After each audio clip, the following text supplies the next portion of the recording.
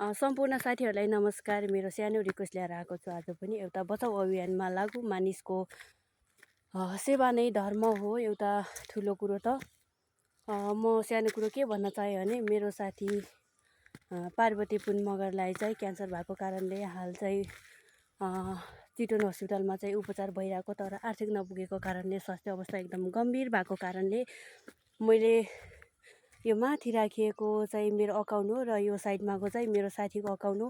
तपाईँहरूले यदि साथीको अकाउन्टमा बुझिएन भने चाहिँ त्यसमा अलि अन्किलेर आएको छ, तर देखिनलाई चाहिँ देखिया छ।